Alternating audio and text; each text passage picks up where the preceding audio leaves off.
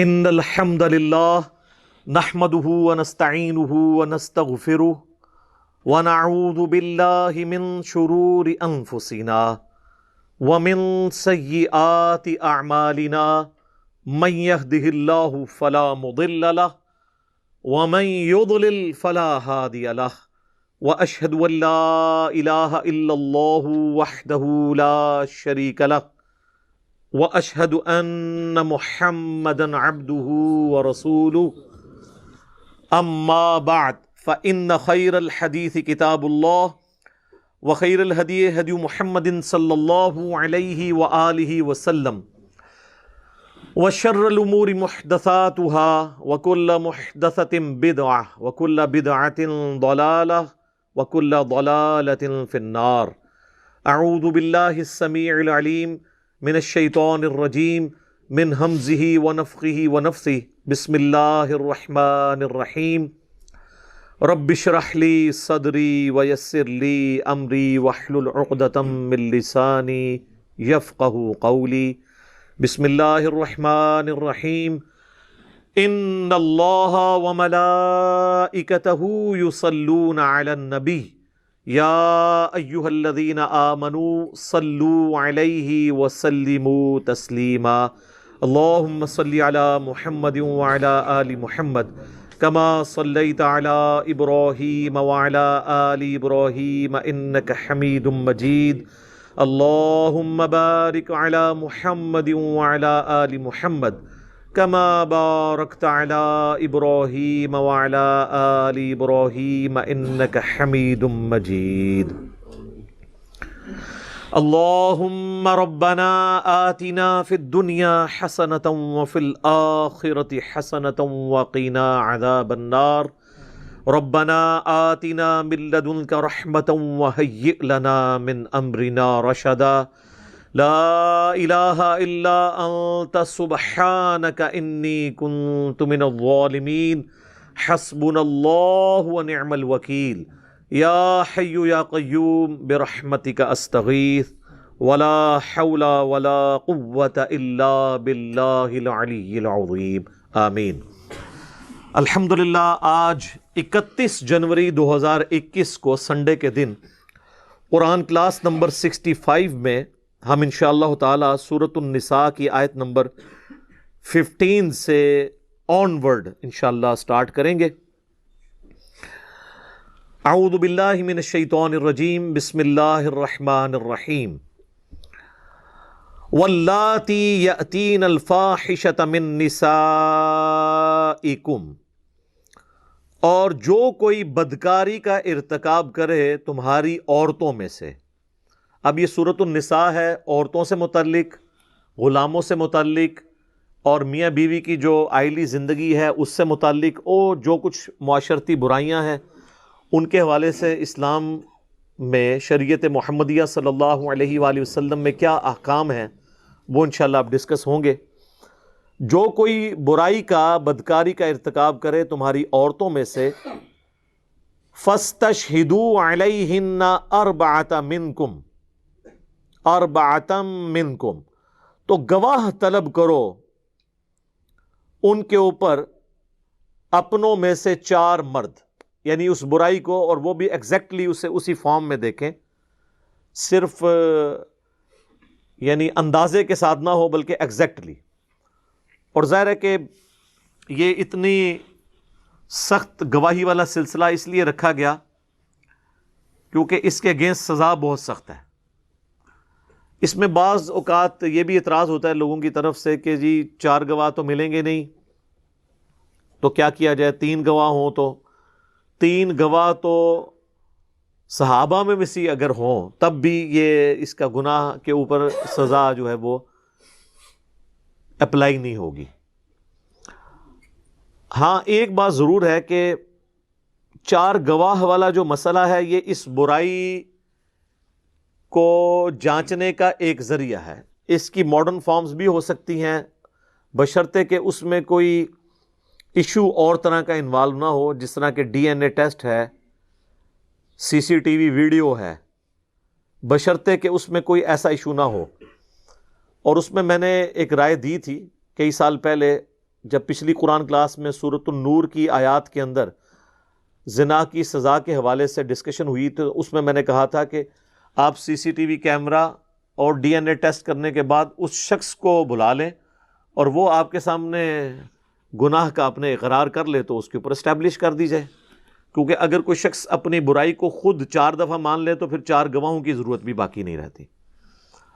اور ظاہر ہے کہ جو زنا بالجبر کرنے والے لوگ ہیں زبردستی کسی کے ساتھ، تو وہ تو ظاہر ہے کسی صورت اقرار کرنے کے لیے تیار نہیں ہوں گے۔ تو اگر سائنٹیفکلی ویڈیو کیمرے کے پروف کے ذریعے یا ڈی این اے کے ذریعے واقعتاً یہ چیز اسٹیبلش ہو جائے کہ اس شخص نے یہ برائی کی ہے، تو اس میں کوئی حرج نہیں ہے کہ اس کے اوپر کوئی حد نافذ کی جائے۔ اور یہ اسلامی سزاؤں کو بدلنا نہیں ہے، اسلامی سزا تو اپنی جگہ موجود ہے، اسلامی سزا تک پہنچنے کا ذریعہ آج کے ماڈرن دور میں کوئی بھی ہو سکتا ہے۔ مثلا اگر یہاں سے کوئی ہوائی جہاز پہ حج کرنے جاتا ہے تو حج تو نہیں اس نے بدل دیا، وہاں تو اس نے وہی ارکان ادا کرنے ہیں، صرف وہاں تک پہنچنے کا ذریعہ ہے۔ اسی طریقے سے زنا کو اسٹیبلش کرنے کے لیے یا بدکاری والے معاملے کو اسٹیبلش کرنے کے لیے اگر کوئی سی سی ٹی وی کیمرے کا سہارا لیتا ہے یا ڈی این اے ٹیسٹ کا سہارا لیتا ہے، بشرطے کہ اس میں کوئی 2 نمبری انوالو نہ ہو، یہ نہ ہو کہ جان بوجھ کے کسی مجرم کو بچانے کے لیے کسی عام بندے کو پھنسا دیا جائے۔ یہ ساری چیزیں اپنی جگہ ہیں، وہ سب کچھ اسٹیبلش کرنے کے بعد ظاہر ہے یہ بہت مشکل کام ہوگا۔ بہرحال ایک سلوشن اپنی جگہ موجود ہے۔ میں اس کو اس لیے بیان کر رہا ہوں کہ بعض لوگ یہ سمجھتے ہیں کہ اگر ان چیزوں کا سہارا لیا تو ہم اسلامی سزاؤں کو ہی بدل رہے ہوں گے۔ اسلامی سزا اپنی جگہ موجود ہے، اس تک پہنچنے کے لیے آپ ایویڈنس کے طور پر اگر ان چیزوں کا سہارا لیں تو ہم نے اس ماڈرن دور کے اندر دیکھا ہے کہ کئی ایک چیزوں تک پہنچنا آسان ہو گیا ہے۔ فون ریکارڈنگز کے ذریعے پہنچنا آسان ہو گیا ہے، ٹیلی فون کال کے ذریعے آپ نے دیکھا ہے آج کل کتنے قاتل جو ہیں خود کش حملہ آور یا اسی طریقے سے دہشت گردی کرنے والے لوگوں کو فون کالز ٹریس کر کے ہی پکڑا گیا ہے۔ ڈائریکٹلی تو ان کے اوپر کوئی گواہ موجود نہیں تھے، لیکن یہ بھی گواہی ہونی چاہیے۔ ایکسٹرا جوڈیشل کلنگ حرام ہے، یعنی اگر کوئی سیکیورٹی ادارے کے لوگ کسی شخص کے اوپر اس کو گناہ کرتے ہوئے دیکھ لیتے ہیں اور ان کو یہ خطرہ ہے کہ ہمارے پاس اس کا ایویڈنس موجود نہیں ہے، کل کو ہم نے کورٹ میں اسے پیش کیا تو کورٹ تو مانگے گی ایویڈنس، اور ہمارے پاس ایویڈنس نہیں ہوگا تو ہم خود ہی اسے مار دیں۔ تو اسلام میں یہ کرنا حرام ہے۔ ہم سے کئی لوگ پوچھتے ہیں میرے بھائی اگر آپ کو نوکری میں یہ کام کرنا پڑے ایکسٹرا جوڈیشل ایکٹیویٹی ماورائے عدالت قتل، آپ وہ نوکری کو چھوڑ دیں، اسلام اس کی اجازت نہیں دیتا۔ اس کی وجہ یہ ہے مولا علی رضی اللہ تعالیٰ عنہ علیہ السلام کی طرف ایک منسوب قول ہے، اب یہ ان کا ہے یا نہیں ہے یہ الگ بات، لیکن یہ بات بڑی سٹرونگ ہے کہ اگر قانون میں سکم کی وجہ سے 100 مجرم چھوٹ جائیں تو کوئی مسئلہ نہیں ہے، لیکن اگر ایک مظلوم کو سزا ہو گئی یہ بڑا مسئلہ ہے۔ تو قانون اس لیے بنایا جاتا ہے، ظاہر ہے کہ دنیا میں مضبوط سے مضبوط قانون بھی آپ بنا لیں کسی حد تک ہی آپ قانون کی پاسداری کروا سکتے ہیں، بعض لوگ اس میں سے بھی نکل جائیں گے تو وہ آخرت میں عذاب بھگتیں گے۔ لیکن اگر آپ یہ کہیں گے کہ میں نے امت کے وسیع تر مفاد کے اندر، قوم کے وسیع تر مفاد کے اندر، ملک کے وسیع تر مفاد کے اندر میں نے خود قانون کو ہاتھ میں لینا ہے، تو میرے بھائی آپ تو اس ملک میں رہ رہے ہیں جہاں پہ لوگ اپنی ذاتی دشمنی نبھانے کی خاطر اپنے قریبی رشتہ داروں کو گستاخ رسول ڈکلیئر کر کے مار دیتے ہیں، اور بعد میں پتہ چلتا ہے کہ یہ نہیں یہ ہوا۔ یہ پچھلے دنوں جو شہادت ہوئی ہے عمران بھائی کی، جس میں میری ویڈیو بھی آئی تھی، سارے فرقوں کے لوگ کہہ رہے ہیں کہ یار وہ کوئی گستاخ نہیں تھا، بس وہ ایک مینٹل قسم کا ذہنی توازن بگڑا ہوا، یعنی ویسے تو وہ ٹھیک تھا، یعنی میں کہہ رہا ہوں جس کا مولویوں نے دماغ خراب کیا ہوا بندہ، اس نے وہ گن مین نے ان کو جو ہے وہ مار دیا۔ تو آپ دیکھیں لوگوں کا یعنی سطحی لیول ذہن کا کیا ہے۔ اس ملک کے اندر آپ رسک لے سکتے ہیں کہ آپ لوگوں کو کہیں گے جی خود قانون کو ہاتھ میں لو اور امت کے وسیع تر مفاد میں مار دو، تو اسلام میں ماورائے عدالت قتل کی کوئی گنجائش موجود نہیں ہے۔ تو اللہ تعالیٰ مارا کہ 4 مرد گواہ ہوں، فَإِن شَهِدُوا فَأَمْسِكُوهُنَّ فِي الْبُيُوتِ، اور وہ گواہی دے بھی دیں کہ انہوں نے برائی کرتے ہوئے دیکھا ہے، اور فزیکلی ایگزیکٹلی اسی فارم کے اندر، تو پھر ایسی عورتوں کو گھروں میں قید کر دو، حَتَّى يَتَوَفَّاهُنَّ الْمَوْتِ، یہاں تک کہ انہیں موت آ جائے۔ اور یہ حکم پہلے کا تھا، یہ پھر منسوخ ہو گیا سورۃ النور کے اندر جا کے، جہاں پہ پھر آگے چل کے سزا آ جائے گی کہ اگر وہ شادی شدہ ہیں اس کی سزا تو قرآن میں نہیں آئی. غیر شادی شدہ کی آئی کہ 100 کوڑے لگائے جائیں گے مرد و عورت کو. اور اگر شادی شدہ ہیں تو اس کی سزا بخاری اور مسلم میں آئی. اہل سنت اہل تشیع دونوں کے ہاں تواتر کے ساتھ یہ حدیث موجود ہیں کہ شادی شدہ اگر کوئی بندہ زنا کرے گا تو اسے سنسار کیا جائے گا, زمین میں گاڑ کے پتھروں کے ساتھ اسے قتل کیا جائے گا. اب یہ سزا بڑی سخت ہے. نبی الاسلام کے مبارک دور میں بھی, صحابہ کے دور میں بھی چند ایک واقعات ملتے ہیں یہ اسٹیبلش ہوئی, لیکن اس سزا تک پہنچنے کے لیے ایویڈنس پورے ہونے ضروری ہیں. اگر ایویڈنس نہ ملے اور کسی سے یہ بدکاری ہو گئی تو وہ اپنے اینڈ پہ توبہ کر لے اللہ کے حضور, تو اس کی معافی ہو جائے گی, بشرطے کہ وہ زنا بالرضا ہوا ہے. اگر زنا بالجبر ہوا ہے تو پھر جس کے ساتھ زیادتی ہوئی ہے جب تک وہ معاف نہیں کرتا یا کرتی اس وقت تک معافی نہیں ہوگی. تو اللہ تعالیٰ فرما رہا ہے کہ 4 گواہی دے دیں تو پھر اس ایسی عورت کو قید رکھو گھر کے اندر یہاں تک کہ موت اسے آ جائے. لیکن ساتھ ہی کہہ دیا اللہ تعالیٰ نے او یجعل اللہ لہن سبیلا, یا اللہ اس کے لیے کوئی راہ نکال دے. اور یہ راہ پھر اللہ نے نکال دی. سورۃ النور کے اندر پھر اسپیسیفکلی سزا آ گئی کہ اگر غیر شادی شدہ ہے تو پھر اسے پوری زندگی قید کرنے کی ضرورت نہیں ہے, 100 کوڑے لگائے جائیں, دیٹس آل. اور شادی شدہ ہے تو پھر قید نہیں, اس کو قتل کیا جائے گا. اور یہ بھی اس صورت میں جب یہ معاملہ کورٹ میں آ جائے, پبلکلی رپورٹ ہو جائے. اگر کہیں چھپ کے 2 مرد و عورت نے آپس میں منہ کالا کیا اور اس کی خبر عوام میں نہیں آئی, وہ خود ہی اللہ سے توبہ کر لیں تو یہ توبہ کافی ہوگی, بشرطے کہ وہ بالرضا ہوا. لیکن اگر کسی شخص نے کسی کے ساتھ جبرن زیادتی کی ہے تو اس سے جا کے علیحدہ میں اس سے معافی مانگی جائے. لیکن ونس مسئلہ کورٹ میں آ جائے گا تو کورٹ میں پھر معافی نہیں ہوگی, پھر حد قائم ہوگی, کیونکہ وہ پبلکلی واقعہ رپورٹ ہو گیا. تو اس میں پھر جج کا بھی اختیار نہیں ہے, نہ مظلوم کا اختیار ہے کہ وہ ظالم کو معاف کر سکے, کہ اس کے اوپر پھر حد جاری ہوگی اس اسپیسیفکلی کیس کے اندر. ورنہ تو ڈیٹرنس نہیں رہے گی. تو اسلامی سزاؤں کو سخت اس لیے اتنا رکھا گیا کہ سزا ایک کو ہو اور لاکھوں کے لیے ڈیٹرنس ہو جائے اور وہ اس برائی سے بچ جائیں. مجھے بتائیں, یہ جو لوگ اس طرح کی بدکاری کرتے ہیں, چھوٹے بچوں اور بچیوں کو اپنی ہوس کا نشانہ بناتے ہیں, اگر اعلانیہ ان کے ساتھ یہ سزاؤں والا معاملہ ہو تو دہشت نہیں پھیل جائے گی؟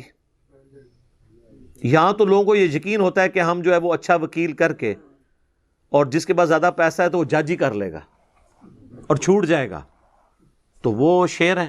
لیکن جب یہ پتہ ہوگا کہ یہ پکڑ ہو جانی ہے, آپ دنیا میں دیکھ لیں, یہاں پہ ٹریفک سگنل کے اندر موٹر وے کے اوپر لوگ کتنی احتیاط سے چلتے ہیں, جی ٹی روڈ پہ اتنی احتیاط نہیں کرتے کیونکہ پتہ ہے کہ یہاں پہ چھٹکارے والی کوئی چانس بن سکتا ہے. اور اب اگر آپ چلے جائیں دبئی میں, وہاں پہ آپ کوئی روڈ سے روڈ ڈرائیور بھی, بدماش سے بدماش ڈرائیور بھی وہاں ذرا قانون توڑ کے بتائے نا, وہاں اس کو خطرہ ہوگا کہ مجھے اٹھا کے پرے ماریں گے. اور وہاں آپ دیکھیں گے یہی سارے لوگ بڑے شریف بنے ہوئے ہوتے ہیں, اور یہی لوگ پاکستان میں آ کے تو آپ کو گندگی پھیلاتے ہوئے نظر بھی آئیں گے, اوور سپیڈنگ کرتے ہوئے نظر آئیں گے, کیونکہ یہاں پہ قانون کی حکمرانی نہیں ہے. تو دنیا میں بھی جہاں پہ قانون کی حکمرانی ہے تو آپ دیکھیں گے وہاں پہ معاملات کتنے بہتر ہیں. دنیا میں 2 ملک ایسے ہیں جہاں پہ کرائم ریٹ دنیا میں سب سے لوسٹ درجے کے اوپر ہے, سعودیہ کے اندر اور ایران کے اندر, کیونکہ وہاں پہ سزائیں ہیں اور بڑی سخت سزائیں. اکثر سزائیں تو اسلامی ہیں اور وہ نافذ ہو رہی ہیں. چور کے ہاتھ کٹتے ہیں, قاتل کو قتل کیا جاتا ہے اور پبلکلی قتل کیا جاتا ہے. یہ جو بعض لوگ کہتے ہیں نا کہ یہ قتل کی سزا اعلانیہ جو ہے یہ کوئی ظلم ہے, اسلام میں تو سورہ نور میں آئے گا کہ جب سزا دی جا رہی ہو تو مسلمانوں کا ایک گروہ اس کو ویٹ کرے گا, دیکھے گا ڈیٹرنس کے لیے. اس پہ میری الگ سے ویڈیو ریکارڈ موجود ہے اسلامی سزاؤں کے اوپر, وہ آپ دیکھ سکتے ہیں. تو اللہ تعالیٰ ہے کہ یا تو عنقریب اللہ کو راستہ نکال دے گا, اور وہ راستہ سورہ نور میں جب ہم پہنچیں گے تو ہم ڈیٹیل سے ڈسکشن کریں گے. وَاللَّذَانِ يَأْتِيَانِهَا مِنْكُمْ فَآذُوهُمَا, اور جو کوئی مرد و عورت بدکاری کر بیٹھے تم میں سے تو انہیں اذیت دو. فَإِن تَابَ, پھر وہ توبہ کر لیں, وَأَصْلَحَ, اور اپنی اصلاح کر لیں, فَأَعْرِضُوا عَنْهُمَا, پھر تم انہیں ان کے حال پہ چھوڑ دو. یہ نہیں ہے کہ اب ان کو پوری زندگی اس چیز کا آپ نے جو ہے وہ میڑا مارتے رہنا کہ تو ہے کیتا سی, نہیں, پھر ان کو چھوڑ دو. اب یہ جو آیت ہے نا, اس آیت کے بارے میں مفسرین کی دو رائے ہیں. بعض کے نزدیک یہ آیت بھی منسوخ ہے 100 کروڑوں کی سزا سے, بعض کے نزدیک یہ ہے کہ اس کے اندر امپلائڈ ہے کہ سزا وہ دی جائے گی جو بعد میں اللہ تعالیٰ بیان کرے گا. بہرحال جو اس سے پچھلی آیت 15 نمبر ہے اس کے بارے میں اجماع ہے کہ وہ آیت منسوخ ہے. اچھا, منسوخ کوئی قرآن کی توہین نہیں ہو رہی ہوتی. منسوخ کا مطلب ہے کہ اس کے بعد اللہ نے نیا حکم نازل کیا اور وہ والا حکم اسی ٹائم پیریڈ کے لیے تھا, بعد میں اللہ تعالیٰ نے اس حکم کے اندر مزید کوئی اور چینجنگ کر دی. اور اس کو اللہ تعالیٰ نے سورہ البقرہ میں 105 نمبر آیت میں فرمایا کہ یہ اللہ تعالیٰ کا اختیار ہے, اللہ تعالیٰ ہر چیز پر قادر ہے, وہ چاہے تو اپنی آیات کو منسوخ بھی کر سکتا ہے. آیات کے اندر بھی ناسخ و منسوخ ہوتا ہے, احادیث کے اندر بھی ہوتا ہے. قرآن کے اندر 5 صرف آیات ہیں ایسی جو منسوخ ہوئی ہیں. منسوخ کا مطلب یہ کہ کچھ عرصے کے لیے وہ حکم تھا, پھر اس کے بعد اور حکم آ گیا. ان میں سے پچھلی دفعہ ہم 2 آیات پڑھ چکے, سورہ نساء کی آیت نمبر 11 اور 12, جن کے اندر اللہ تعالیٰ نے وراثت کو تقسیم کرنے کا حکم فرمایا تھا, اور ان آیات نے منسوخ کیا تھا سورۃ البقرہ کی آیت نمبر 181 اور 182 کو, جن میں آیا تھا کہ مرنے سے پہلے ہر بندے نے وصیت کرنی ہے کہ میرے مرنے کے بعد میرے ماں باپ کو اتنا ملے, میرے بیوی بچوں کو اتنا ملے. لیکن اللہ تعالیٰ نے ان آیات کو بعد میں منسوخ کر کے کہہ دیا کہ اب میں نے خود حصہ مقرر کر دیا. یہاں پہ بھی یہ آیت نمبر سورۃ النساء کی 15 منسوخ ہے, کیونکہ اس میں اللہ نے فرمایا کہ ایسی عورت کو قید کر دو, یہاں اللہ تعالیٰ اس کے لیے کوئی ایسی راہ نکال دے گا. اور وہ راہ کیا نکالی کہ 100 کروڑوں کی سزا آ گئی اور رجم کی سزا آ گئی شادی شدہ کے لیے. ان اللہ کان توابا رحیما, بے شک اللہ تعالیٰ توبہ قبول کرنے والا اور رحم فرمانے والا ہے. تو اللہ تعالیٰ اگر توبہ قبول کرتا ہے, رحم فرماتا ہے, تو تم لوگ بھی درگزر کیا کرو. اگر کسی کے بارے میں کوئی ایسا مسئلہ ہے تو اب اس کے ساتھ پوری زندگی کے لیے دمنا ساتھ لگا دو کہ اس نے پہلے وقت میں یہ کیا تھا. ورنہ تو آپ دیکھیں کئی اصحاب ہیں جنہوں نے اسلام قبول کرنے سے پہلے اسلام کو بہت نقصان پہنچایا تھا, لیکن بعد میں اللہ تعالیٰ ان کی توبہ قبول کر لی, معاملہ ختم ہو گیا. باقی یہ بات ضرور ہے کہ جو لوگ سابقون الاولون ہیں ان کے مرتبے کو تو وہ لوگ نہیں پہنچ سکتے جنہوں نے شروع کے اندر اسلام قبول کیا. تو یہ تو دنیا میں بھی قانون ہے کہ جو بازی لے گئے وہ لے گئے. اب میرے بھائیو اگلی آیت جو 17 نمبر ہے اور 18 نمبر, یہ 2 آیات توبہ کا جو اسلام کا فلسفہ ہے اس کو بیان کرتی ہیں. ایک توبہ وہ ہے جو پبلک کے اندر مشہور ہے, خالی توبہ, استغفار کی تسبیحیں پڑھنا, استغفر اللہ پڑھ کے پھر وہی کام کرنا. اور ایک توبہ وہ ہے جو اللہ اپنے بندوں سے ڈیمانڈ کرتا ہے. اب دیکھیں سٹارٹ ہی کیسے ہو رہا ہے, کیسے الفاظ کے اندر, یہ ہے کتابوں کا خدا. انما التوبۃ علی اللہ, ان لوگوں کی توبہ کا ذمہ اللہ نے اپنے اوپر لیا ہے, صرف ان لوگوں کی. یہ انما جو ہے نا اس کے ساتھ آتا ہے. للذین یعملون السوء بجہالۃ, وہ لوگ جو جہالت کے اندر گناہ کر بیٹھے, اگنورنس کے اندر, بھول چوک ہو جائے, اگرچہ انہیں پتہ بھی تھا گناہ ہے, سرکشی نہیں تھی, بس نفس مغلوب ہو کے کر لیا. ثم یتوبون من قریب, اس کے بعد فوراً ہی توبہ کر لیں, یعنی ان کو فوراً پتہ چل جائے کہ یار یہ غلط ہو گیا کام. فَأُولَئِكَ يَتُوبُ اللَّهُ عَلَيْهِمْ, تو ایسوں کی توبہ اللہ تعالیٰ کے ذمہ کرم کے اوپر ہے, اللہ تعالیٰ ان کی طرف توبہ فرماتا ہے. اچھا, بندہ بھی توبہ کرتا ہے اور اللہ بھی توبہ کرتا ہے. توبہ کہتے ہیں رجوع لانے کو. تو جو کوئی بندہ توبہ کرتا ہے تو بندے کی توبہ کیا ہے کہ گناہ کرنے کے بعد اللہ کی طرف رجوع لانا, اور اللہ کا توبہ کرنا یہ ہے کہ اللہ تعالیٰ بھی جو ناراض ہوا ہوتا ہے نا, دوبارہ سے اپنے بندے کے اوپر نظر شفقت فرما کے اس کی طرف رجوع لا کے راضی ہو جاتا ہے. التواب اللہ کا نام ہے. اللہ بھی توبہ فرماتا ہے, لیکن وہ یہ والی توبہ نہیں ہے. ہماری توبہ ہے جرم کے بعد معافی کے لیے دعا کرنا, اور اللہ کا یہ ہے کہ مجرم کی اس معافی کو ایکسپٹ کر کے دوبارہ سے اللہ بندے کی طرف رجوع لاتا ہے, یعنی دوبارہ اس کے لیے رحمت کا دروازہ کھول دیتا ہے. الحمدللہ. وَكَانَ اللَّهُ عَلِيمًا حَكِيمًا، اور اللہ تعالیٰ بڑے سب کچھ جاننے والا اور بڑی حکمت والا ہے. جانتا ہے پھر بھی گناہوں سے پردہ پوشی فرماتا ہے. اور حکمت یہ ہے کہ چاہے تو دنیا میں پکڑ سکتا ہے، لیکن حکمت یہ ڈھیل دیتا ہے کہ شاید میرا بندہ پلٹ آئے میری طرف. یعنی اللہ تعالیٰ کوئی فنیٹک تو نہیں ہے نعوذ باللہ کہ وہ زبردستی سزا دے کے اسے خوشی محسوس ہوگی، ایسا نہیں ہے. تو توبہ کا فلسفہ آ گیا کہ جو گناہ کرنے کے بعد فوراً توبہ کر لیں، اور صرف توبہ نہیں اپنی اصلاح بھی کر لیں، ان کی توبہ قبول ہوگی. تو باقی خالی توبہ تو جتنی مرضی کرتے رہیں تو اس کا تو کوئی فائدہ نہیں ہے. لیکن توبہ کا دروازہ کھلا ہے. وہ جامعہ ترمذی میں حدیث ہے کہ موت کے غرغرے سے پہلے پہلے، یعنی نزع کا عالم شروع ہونے سے پہلے پہلے توبہ قبول ہے. نزع کا عالم شروع ہو جائے یا موت سامنے آ جائے پھر توبہ قبول نہیں. وہ سورہ یونس میں آیا کہ جب فرعون نے بھی توبہ کر لی تھی، اس وقت جب وہ غرق ہونے لگا تو اللہ تعالیٰ نے وہ واقعہ نقل کیا ہے کہ غرق ہونے لگا تو وہ کہنے لگا کہ میں بنو اسرائیل کے رب کے اوپر ایمان لے کر آتا ہوں، موسیٰ اور ہارون کے رب پہ. تو اللہ نے کیا فرمایا؟ آن، اب لایا ایمان، اب بات مانی، اب کوئی فائدہ نہیں. دیکھ کے تو سب نے مان لینا ہے. تو موت کے غرغرے سے پہلے پہلے توبہ قبول ہے.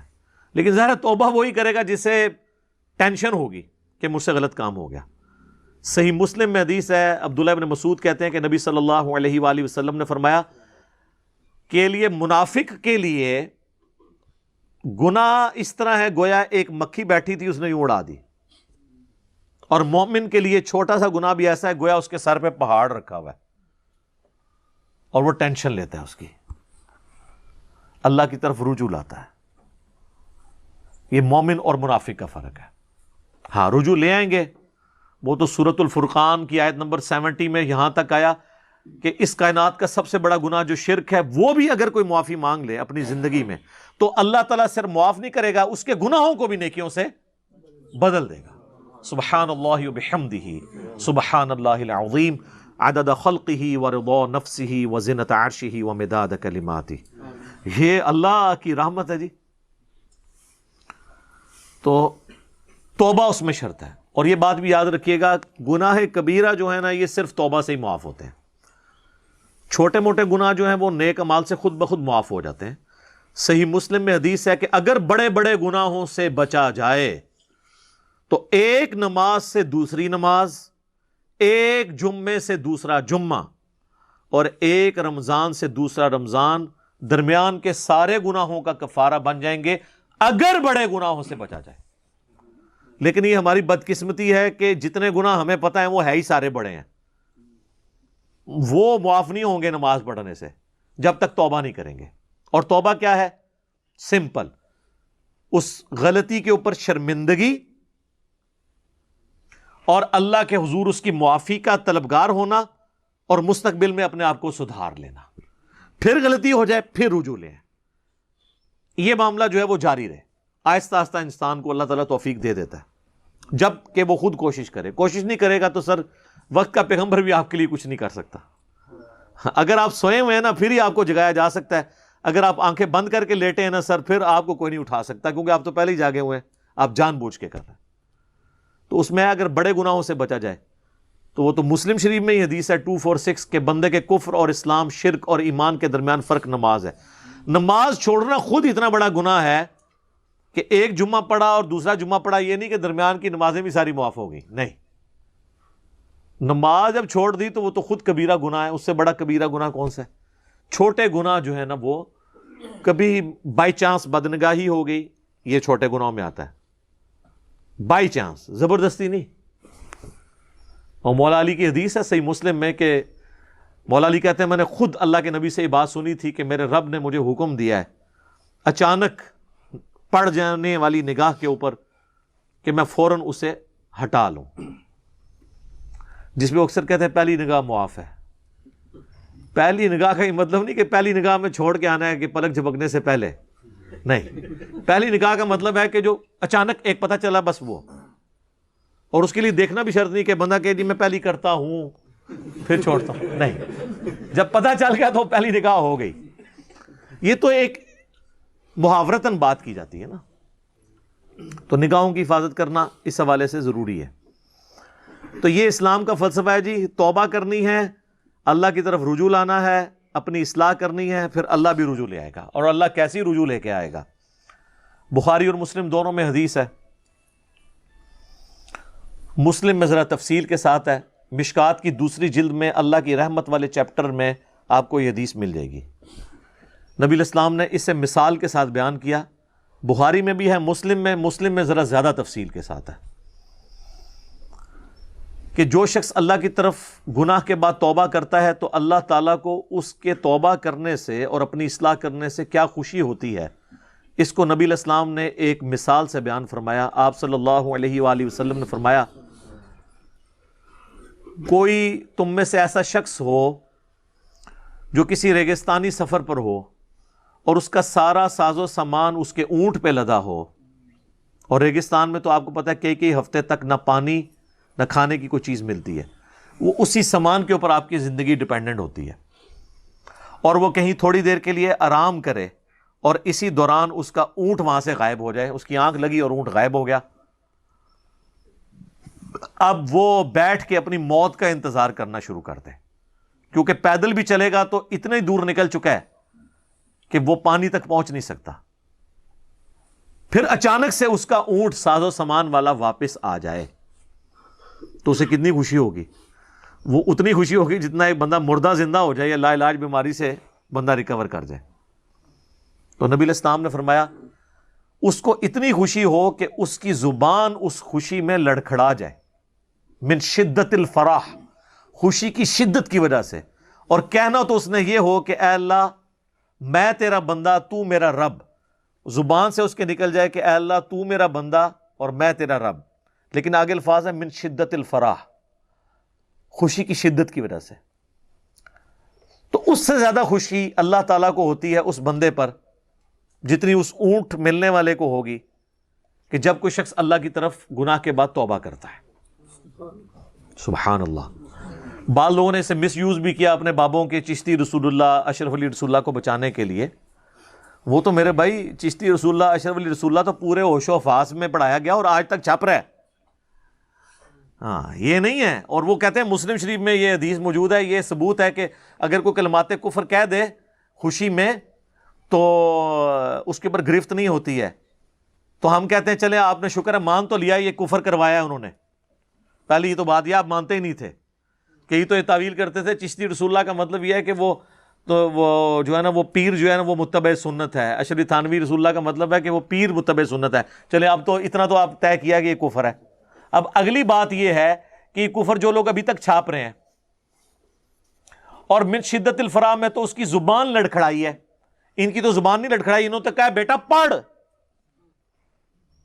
اور دوسرے نے کہا کہ بیٹا کوئی پریشانی کی بات نہیں، اس میں تسلی ہے کہ جس پیر کا تو کلمہ پڑھ رہا ہے وہ متبع سنت ہے. چلو زبان تو اس کی لڑکھڑائی تھی، جس ابا جی نے اس کی تفسیر بیان کی ہے اس کی زبان تو نہیں لڑکھڑائی. بابوں کو بچانے کے لیے کیا کچھ کرتے ہیں. تو میں آخری حل ان کا یہی کرتا ہوں، ان کو کہا کریں آپ کہ اللہ کرے تمہاری آخرت میں تمہارے ساتھ وہی کچھ ہو جو ان کے ساتھ ہونا ہے. اتنا کوئی اعتماد نہیں رکھتا. یزیدی نے انہوں نے کہنا تسی کو ساڈے نال وہی ہوئے جو یزید نال ہونا ہے. تانوں یہ جنتی لگتا ہے نا. اسی کہنے ساڈا اشر حسین نال ہوئے علیہ السلام، آمین. ٹھیک ہے نا جی. تو پھر پتہ چل جائے گا آپ کا کانفیڈنس لیول کیا ہے. تو وہ اس حدیث کا سہارا لے رہے ہوتے ہیں، وہ من شدت الفرح، وہ کہتے ہیں جی اس میں بھی آیا شدت کی وجہ سے. اگرچہ میں نے اس کے اوپر علیحدہ سے ڈسکشنز کی ہوئی ہیں، میں ویسے چونکہ اب اس کے ساتھ کو ریلیٹڈ چیزیں ہیں اس لیے بیان کرنا ضروری ہو جاتا ہے. توبہ کے اعتبار سے یہ حدیث تو یعنی ایک بہت بڑی حدیث ہے، اور توبہ ویسے بھی آپ نے کرنی ہے. بخاری مسلم میں حدیث ہے، نبی علیہ السلام نے فرمایا کہ بے شک میں بھی اپنے رب سے 70 سے زیادہ دفعہ روزانہ استغفار کرتا ہوں. نبی علیہ السلام کس لیے کرتے تھے استغفار؟ تاکہ امت کی ترغیب ہو. یہ نہیں ہے کہ کسی نے گناہ کرنا ہے تو اس نے استغفار کرنا ہے، اس کے بغیر بھی اللہ کی طرف رجوع لانا ہے. بعض اوقات انسان کو آئیڈیا نہیں ہوتا کہ انسان کوئی گناہ کر رہا ہے. صحیح مسلم میں حدیث ہے جو ہم نے فرض نماز کے بعد والا جو ہمارا یہ گرین کارڈ ہے اس کے اندر ہم نے وہ دعا ڈالی ہوئی ہے، اور اس حدیث کے راوی جو ہیں وہ مولا علی ہیں رضی اللہ تعالیٰ عنہ، کہ نبی صلی اللہ علیہ وآلہ وسلم جو ہیں وہ فرض نماز کے بعد دعا کیا کرتے تھے. یہ مسلم میں حدیث ہے 1813. اللہم اغفر لی ما قدمت وما اخرت وما اسررت وما اعلنت وما اسرفت وما انت اعلم به منی انت المقدم وانت المؤخر لا الہ الا انت. یعنی تجھے ہی پتا ہے کئی گناہوں کو تو مجھے پتا بھی نہیں ہے، وہ بھی میرے گناہ معاف کرتے ہیں، انجانے میں بھی ہو جاتے ہیں. تو توبہ والا معاملہ تو میرے بھائی کریٹیکل ہے، یہ تو ہر شخص کو ضرورت ہے. حتیٰ کہ اس کا کلائمیکس وہ حدیث ہے جو بخاری اور مسلم دونوں میں ہے. اللہ کے محبوب صلی اللہ علیہ وآلہ وسلم نے فرمایا کوئی شخص بھی محض اپنے اعمال کی بنیاد پہ جنت میں داخل نہیں ہوگا. صحابہ نے جرت کر کے عرض کی کہ اللہ کے نبی آپ بھی؟ فرمایا ہاں میں بھی، جب تک میرے رب کی رحمت مجھے ڈھانپ نہ لے میں بھی محض اعمال کی بنیاد پہ جنت میں نہیں جاؤں گا. تو سر باقی کس کھاتے میں؟ تو توبہ، استغفار، رحمت کی دعا کرنا یہ ہر ٹائم متوجہ رہنا چاہیے. صحیح مسلم میں حدیث ہے کہ جب انسان زنا کرتا ہے تو اس وقت وہ مؤمن نہیں ہوتا، جب وہ چوری کرتا ہے وہ اس وقت مؤمن نہیں ہوتا. اسی طریقے سے اور آپ نے کبیرہ گناہ گنوائے اور پھر الفاظ ہیں کہ اس کے اندر سے ایمان نکل کے اس کے سر پہ منڈلانا شروع کر دیتا ہے، حتیٰ کہ جب وہ اللہ کی طرف رجوع آتا ہے تو پھر ایمان اس کے اندر واپس آتا ہے. بڑا خطرناک معاملہ ہے. استغفر اللہ الذی لا الہ الا ہو الحی القیوم واتوب الیہ من کل ذنب واتوب الیہ آمین. اب جناب ساتھ ہی سائملٹینیس کنٹراسٹ آ رہا ہے. وَلَيْسَتِ التَّوْبَةُ لِلَّذِينَ يَعْمَلُونَ السَّيِّئَاتِ، اور ایسے لوگوں کی تو کوئی توبہ قبول نہیں ہے جو کرتے ہیں برائیاں. حَتَّى إِذَا حَضَرَ أَحَدَهُمُ الْمَوْتِ، یہاں تک کہ ان میں سے کسی کو جب موت آ جاتی ہے نا، قَالَ إِنِّي تُبْتُ الْآن، تو کہتا ہے یا اللہ میں اب توبہ کرتا ہوں. یعنی جب موت آ جاتی ہے اس وقت وہ کہتا ہے یا اللہ میں توبہ کرتا ہوں. تو وہ آپ پہلے ہی سن چکے کہ موت کے گھر کے وقت تو توبہ نہیں قبول ہوگی. تو اللہ تعالیٰ فرما رہا ہے کہ جس نے توبہ اس حالت میں کی اس کی تو توبہ ہی کوئی نہیں ہے. وَلَلَّذِينَ يَمُوتُونَ وَهُمْ كُفَّارٌ، اور نہ ایسے لوگوں کی کوئی توبہ ہے جو اس حال میں مریں کہ وہ کافر تھے. ایسے لوگوں کی بھی کوئی توبہ نہیں ہے جب تک وہ ایمان نہیں لے کے آتے. اولئک اعتدنا لہم عذابا علیما، اور ایسے لوگوں کے لیے ہم نے تیار کر رکھا ہے دردناک عذاب. وَلِعَوْذُ بِاللَّهِ تَعَالَى اللہم اجرنا من النار، اللہم انی اعوذ بک من عذاب جہنم ومن عذاب القبر ومن فتنة المحیا والممات ومن شر فتنة المسیح الدجال آمین. تو یہ وہ فلسفہ بھی یہاں پہ کلیئر ہو گیا کہ توبہ اس کی ہے کہ جو موت کے غرغرے سے پہلے پہلے کرے گا، اچھے وقت میں توبہ کر لے گا. اور اس کی کوئی توبہ نہیں ہے کہ جو شخص پوری ڈٹائی کے ساتھ برائیاں کرتا رہے اور کہے کہ جی اللہ معاف کرنے والا ہے، معافی بھی کوئی نہ مانگے اور اپنی اصلاح کی کوشش بھی کوئی نہ کرے. اب ایک اور سوشل ایشو ڈسکس ہونے جا رہا ہے. اس زمانے کے اندر جو عرب کے معاشرے میں برائیاں تھیں ان میں سے کچھ برائیوں کا ذکر ہو کے اللہ تعالیٰ نے اس کے اوپر ورڈکٹ دی ہے اپنی. یا ایھا الذین آمنوا لا یحل لکم ان ترثوا النساء کرہا، اے ایمان والو تمہارے لیے حلال نہیں ہے کہ تم عورتوں کے وارث بن جاؤ زبردستی. ہوتا یہ تھا کہ عرب کے معاشرے میں آپ کو پتا ہے کہ متعدد شادیاں کی ہوتی تھیں. جب کوئی مرد مر جاتا تھا تو اس کا بڑا بیٹا اپنے باپ کی بیویوں پر بھی قابض ہو جاتا تھا. ایک تو اس کی حقیقی ماں تھی نا، باقی تو ستیلی مائیں تھی، لیکن وہ بھی اس کے لیے ہے تو محرم ہے. لیکن وہ وراثت میں جس طرح مال تقسیم ہوتا تھا نا، تو وارث آ کے رسپیکٹو عورتوں کے اوپر اپنی چادریں ڈال دیتے تھے اور کہتے تھے یہ میری ہوگی، یہ میری ہوگی، یہ میری ہوگی. یہ عورت کی تذلیل ہوتی تھی اس معاشرے میں. آپ دیکھیں کتنا وہ گمراہی میں ڈوبا ہوا معاشرہ تھا، اور اسلام نے کیسا اتنے جاہلوں کو اپ لفٹ کر کے دنیا کا امام بنا دیا. یہ خود بہت بڑا معجزہ ہے. یہ ہے تبدیلی جناب. تبدیلی وہ ہے جو گلی گلی پوری دنیا میں نظر آ رہی ہے.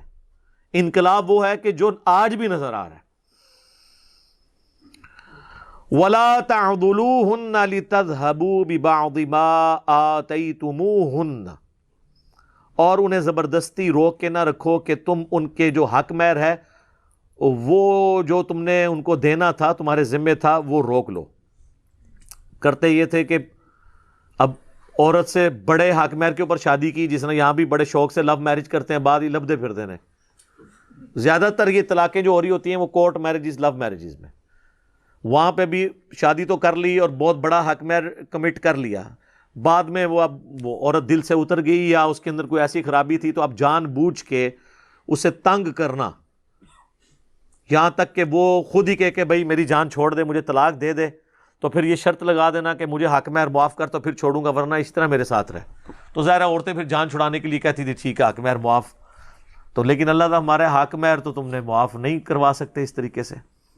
الا ان یاتین بفاحشۃ مبینہ، ہاں اس صورت میں کہ بہت کھلی بے حیائی پہ کسی کی عورت اتر آتی ہے، وہ معاملہ ایک الگ ہے۔ وعاشروہن بالمعروف، اور زندگی ان بیویوں کے ساتھ معروف طریقے سے، عمدگی کے ساتھ بسر کرو۔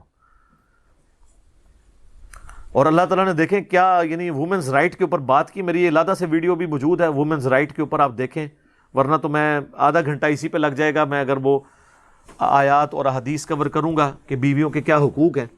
یہاں پہ دیکھیں کتنے سخت الفاظ ہیں، فَإِن كَرِهْتُمُوهُنَّ، اگر تمہیں اپنی بیویوں کی کوئی بات ناپسند ہے نا، فَعَسَىٰ أَن تَكْرَهُوا شَيْئًا، تو اس معاملے میں صبر کرو، شاید جس چیز کو تم ناپسند کر رہے ہو تو اس کے اندر کوئی بھلائی چھپی ہوئی ہو، وَيَجْعَلَ اللَّهُ فِيهِ خَيْرًا كَثِيرًا، اور اللہ تعالیٰ اس میں تمہارے لیے خیر بنا دے۔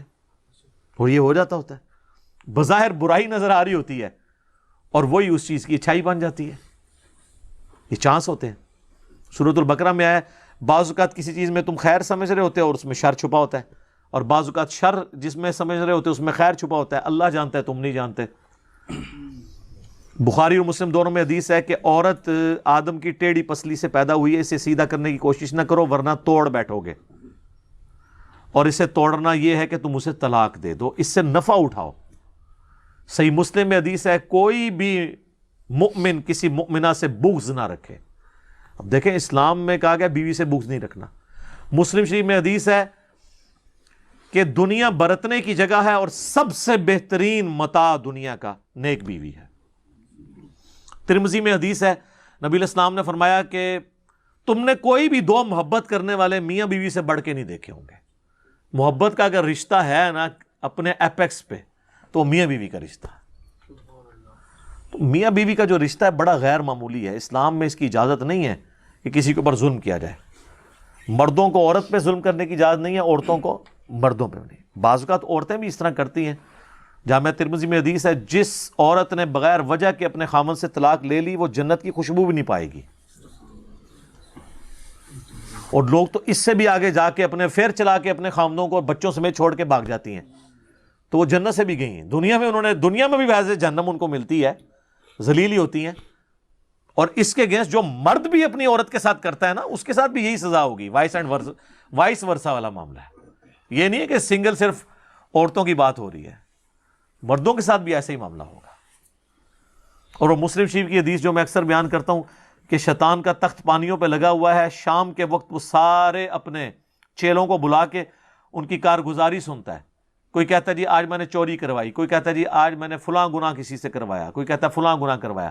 شیطان کسی سے خوش نہیں ہوتا جب ایک چیلا آ کے کہتا ہے نا آج میں نے میاں بیوی میں علیحدگی کروا دی جھگڑا کر کے، شیطان اس سے خوش ہو کے اسے گلے لگا لیتا ہے کہ اصل کام تو نے کیا ہے، کیونکہ اب معاشرہ برباد ہو جائے گا، بچوں کے مینٹل ماڈلز تک بدل جائیں گے، ستیلی مائیں کیا کچھ کرتی ہیں۔ تو اسلام میں جو معاشرے کی بنیادی اکائی ہے وہ میاں بیوی ہیں اور ان کا ریلیشن شپ ہے۔ تو یہاں تک اللہ تعالیٰ ہمارے اگر بیویوں میں کوئی برائی بھی نظر آتی ہے، کوئی کراہت بھی آتی کسی معاملے کے اندر، تو بس صبر کے ساتھ گزارا کرو، کیونکہ دیکھیں ہر شخص کے اندر اچھائی اور برائی موجود ہے۔ مرد اپنے آپ کو پرفیکٹ کیوں سمجھا ہوا ہے؟ اس کے اندر کیا کوئی برائی موجود نہیں ہوگی، کوئی کمزوری نہیں ہوگی؟ کوئی انسان پرفیکٹ ہے دنیا کے اندر؟ وہ یہ دعویٰ کرے کہ میرے اندر ہر دنیا کی خوبی ہے؟ شادی سے پہلے سارے پرفیکٹ ہوتے ہیں، وہ جب رشتہ دیکھنے کے لیے جاتے ہیں تو لگتا ہے کہ جدھر ہم رشتہ دیکھنے جا رہے ہیں ان سے بہترین لوگ ہی دنیا میں کوئی نہیں، اور وہ بھی یہ سمجھ رہے ہوتے ہیں ان سے بہترین کوئی نہیں ہے. وہ بعد میں پتہ چلتا ہے، تو بعد میں پتہ چلے پریشانی والی بات نہیں ہے، سارے ہی اس طرح ہوتے ہیں، کمزوریاں جڑی ہوئی ہیں ہر ایک کے ساتھ. گیون سرکمسٹانسز میں آپ نے بہترین پرفارم کرنا ہے. اور میاں بیوی کے ریلیشن شپ میں صبر کے ساتھ ہی مرد گزارا کر سکتے ہیں، باقیوں کو تو چھوڑ دیں. اللہ کے نبی علیہ السلام کو بھی اپنی بیویوں سے تکلیف اٹھانی پڑی کئی موقع پہ، اور یہ کوئی تاریخی بات نہیں ہے، تو قرآن میں آئی ہے. بخاری مسلم میں ہوتی تو لوگ کہتے ہیں کہ یہ رافضیوں نے داخل کر دی ہے. جو قرآن میں سورۃ الاحزاب کے اندر آیا ہے، یہاں تک کہ اے نبی ان سے فرماؤ اگر تم دنیا کا مال چاہتی ہو تو میں تمہیں دے کے تو رخصت کر دیتا ہوں، اور اگر تم اللہ، اس کا رسول اور آخرت کا گھر چاہتی ہو تو اسی حالت میں تم نے گزارا کرنا ہے، اسی فقر کی زندگی میں. تو یہ قرآن میں نبی علیہ السلام کی خاندان کی زندگی کا اکثر حصہ جو ہے نا، آپ کی جو آئلی زندگی ہے وہ سورۃ الاحزاب میں آیا ہے. وہ اس لیے کہ تاکہ آپ کو پتہ چلے کہ اس کائنات کا جو سب سے بہترین انسان ہے نا، اسے بھی اپنی آئلی زندگی میں تکلیفیں اٹھانی پڑی ہیں اس کائنات کی بہترین عورتوں کی طرف سے. یہ بھی نہ سمجھیے گا کہ وہ عورتیں بہترین نہیں تھیں، نعوذ باللہ. اگر بہترین عورتوں سے اس کائنات کے بہترین مرد کو تکلیف پہنچ سکتی ہے تو سر میں اور آپ تو کچھ بھی نہیں. سمپل فارمولہ ہے. تو صبر کر کے گزار، یہی اللہ نے ٹیسٹ رکھا ہوا ہے. اولاد میں بھی، بچوں میں تمہارے لیے امتحان ہے. قرآن میں کئی جگہ یہ ٹاپک ڈسکس ہوا، تو اسی ٹیسٹ میں سے آپ نے گزرنا ہے نا. آئیڈیل اگر کوئی ہے نا تو وہ جنت میں جا کے ملے گا آپ کو. دنیا میں آپ کو اسی طریقے سے گزارا کرنا ہوگا، اور اس سے جان بھی نہیں چھڑا سکتے، کیونکہ آپ کمرہ امتحان سے اٹھ کے بھاگ جائیں گے تب بھی آپ فیل ہی ہوں گے. ہاں، یہی تو امتحان ہے، یہی تو پیپر ہے جو آپ نے دینا ہے، اور پاس ہوں گے تو جنت ملے گی. کوئی یہ نہیں کہہ سکتا میں نے اب شادی ہی نہیں کرنی، تو وہ خالی پیپر دے رہا ہے، وہ بھی فیل ہی ہوئے گا. ٹیسٹ تو یہی ہے. ٹھیک ہے. ایک میری ویڈیو بھی ہے یوٹیوب پہ غیر شادی شدہ لوگوں کے لیے، اس میں میں نے بتایا ان ساری چیزوں کو، اس حوالے سے ڈسکس کیا ہے. تو اللہ تعالیٰ فرما رہے کہ عنقریب اللہ تعالیٰ اس کے لیے خیر نکال دے گا. وَإِنْ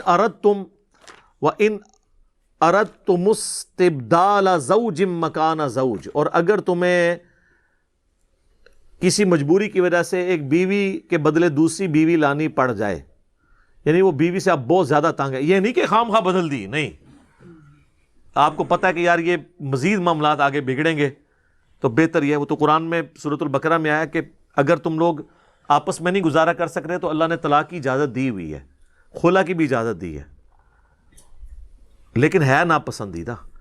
ترمذی میں حدیث ہے کہ اللہ کو حلال چیزوں میں سب سے ناپسند طلاق ہے حلال. حلال اس لیے کہ بعض کو جینوئن ضرورت ہو سکتی ہے. ہمارے معاشرے کے اندر اکثر جو ہے نا، بہنیں اور مائیں زبردستی رشتہ نبھانے کے لیے نا بھائیوں کو اور بیٹوں کو ابھارتی رہتی ہیں جو انہوں نے اپنی مرضی سے کروایا ہوتا ہے. بعض کا تو توڑوا دیتی ہے نا، بعض کا کہتی ہے نہیں گزارا کر، اور رزلٹ کیا نکلتا ہے، جا کے 30 سال کے بعد طلاق ہو رہی ہوتی ہے. وہ طلاق ہونی ہوتی ہے تو بہتر یہ ہے کہ جلدی جان چھڑا لی جائے، لیکن چھوٹی موٹی باتوں پہ نہیں. جب واقعی نظر آ جائے کہ یار یہ تو اب بہت بڑا ڈفرنس آ گیا، تو اللہ تعالیٰ ہمارے اگر کوئی بہت بڑا ایشو بن گیا اور تمہیں بیوی کو چھوڑنا پڑ رہا ہے اور نئی بیوی لانی پڑ رہی ہے، تو دیکھیں ادھر بھی اللہ تعالیٰ بینیفٹ آف ڈاؤٹ دے رہا ہے.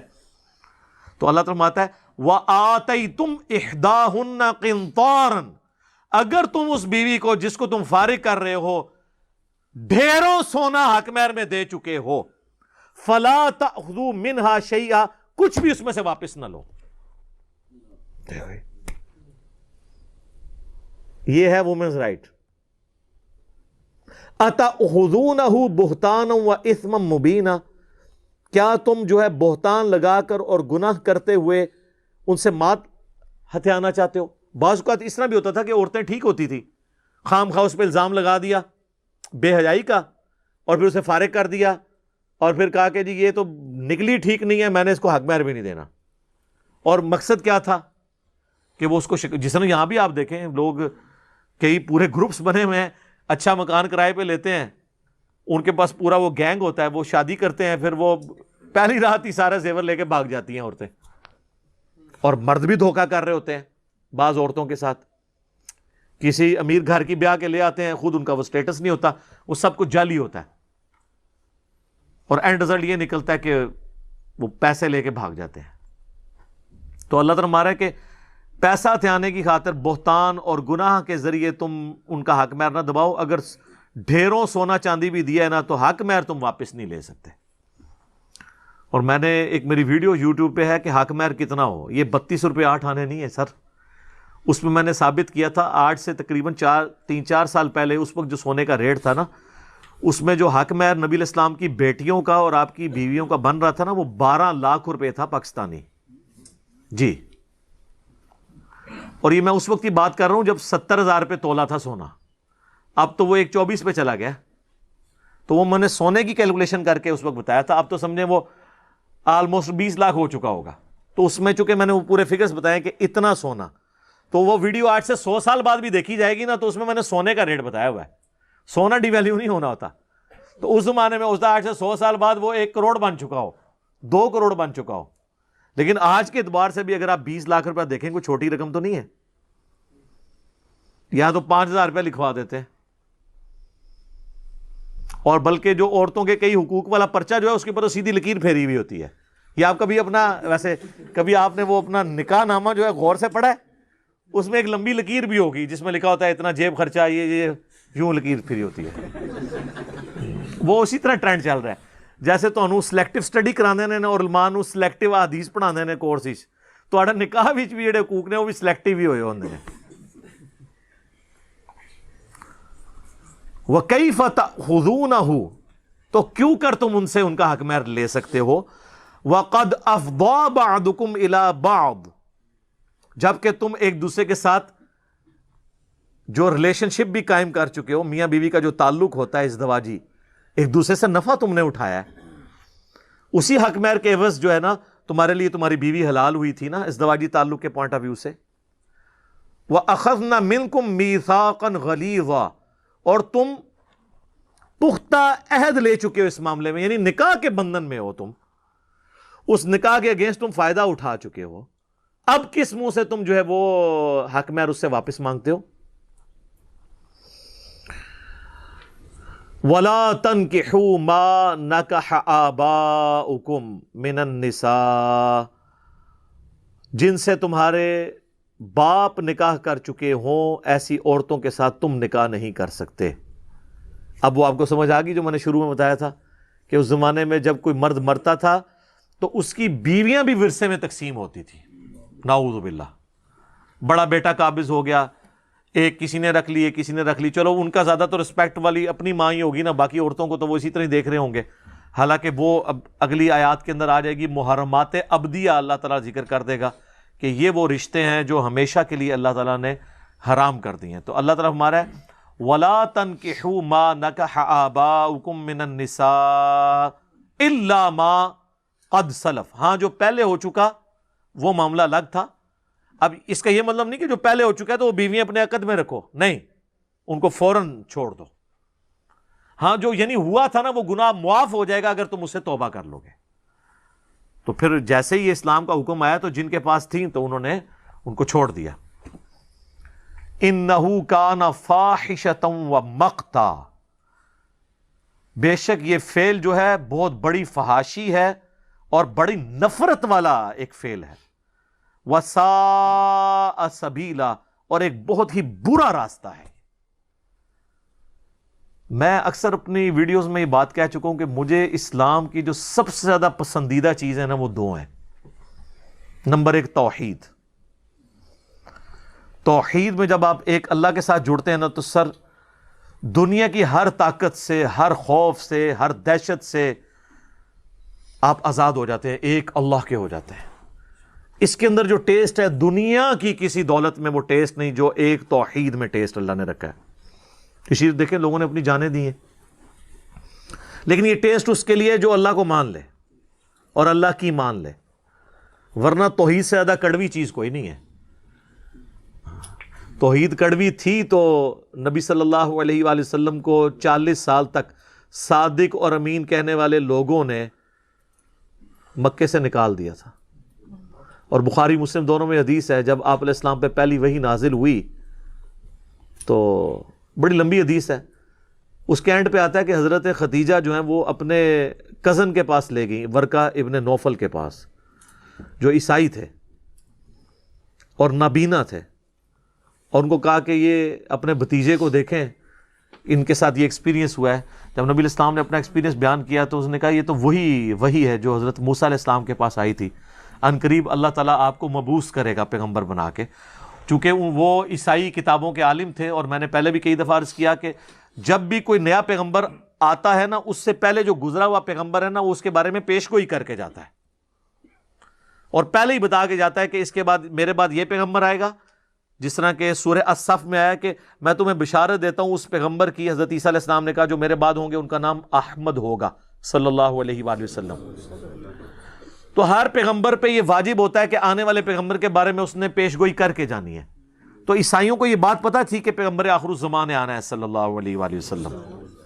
اسی میں امپلائڈ ہے کہ اگر رسول اللہ کے بعد کسی نے ایز اے پیغمبر آنا ہوتا تو قرآن میں پیش گوئی موجود ہوتی، لیکن قرآن تو سٹارٹ ہی اس سے کرتا ہے، اور درجنوں جگہ کہتا ہے کہ اہل ایمان وہ ہیں جو ایمان لائے اس کتاب پہ جو ان کی طرف آئی اور جو ان سے پہلے نازل ہوئی۔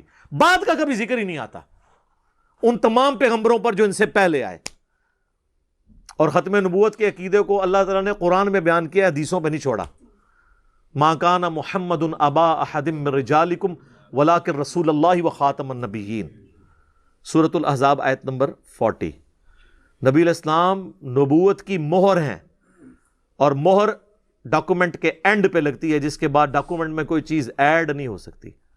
آپ نبوت کی مہر ہیں قرآن کے تحت، اور احادیث میں خاتم کا لفظ بھی ہے، یعنی نبوت آپ پہ ختم بھی ہوگی، تکمیل بھی ہوگی۔ یہ دونوں معنی اپنی جگہ درست ہیں۔ یہ قادیانیوں نے جو دھوکہ دیا ہوا ہے، اور وہ مہر کا مطلب یہ نکالتے ہیں کہ نعوذ باللہ اس کا مطلب ہے کہ حضور کے بعد جتنے پیغمبر آئیں گے وہ حضور علیہ السلام کی مہر لگنے سے آئیں گے۔ یہ مطلب تو کبھی نہیں، نہ اللہ تعالیٰ نے مطلب وہ آیت ہی اس کی حفاظت کر رہی ہے کہ باپ نہیں ہے مردوں میں سے کسی کے، مگر وہ تو اللہ کے رسول ہیں۔ کیوں اس بات کا ذکر اس کے اندر کیوں آیا کہ مردوں میں سے کسی کے باپ نہیں ہے؟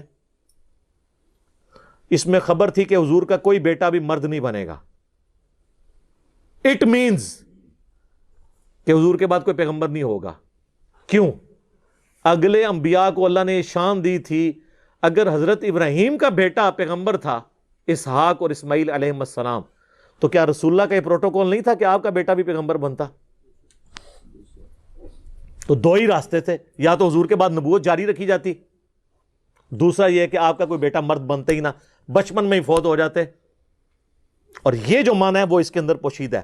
اس کو سپورٹیو حدیث ہے صحیح بخاری کی، حضرت عبداللہ ابن ابی اوفا کہتے ہیں کہ میں نے نبی علیہ السلام کا بیٹا ابراہیم دیکھا ہوا ہے، وہ بچپن میں ہی فوت ہو گیا تھا۔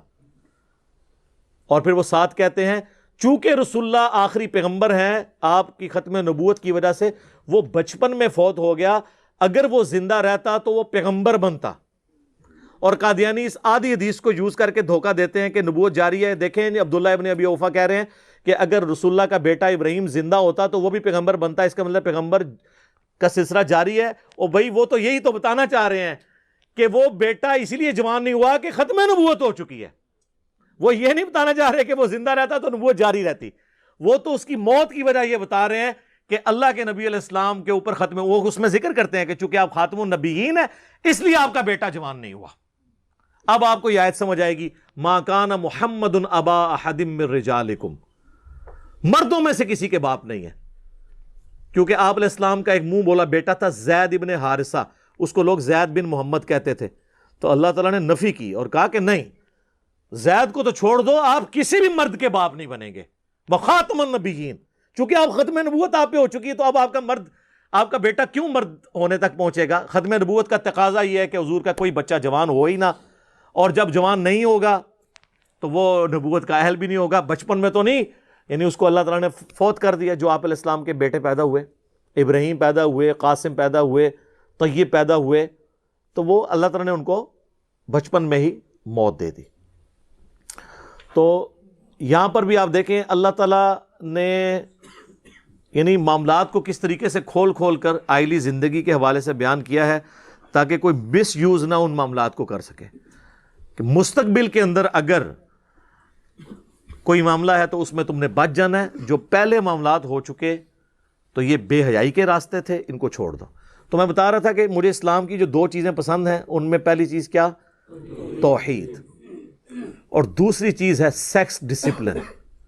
سر مرد و عورت کے اندر جو سیکس والا جذبہ ہے یہ اتنا پورٹنٹ ہے. یہ فرائڈ نے تو بعد میں آ کے کہا نا کہ سب سے پورٹنٹ جذبہ جو ہے وہ سیکس کا ہے.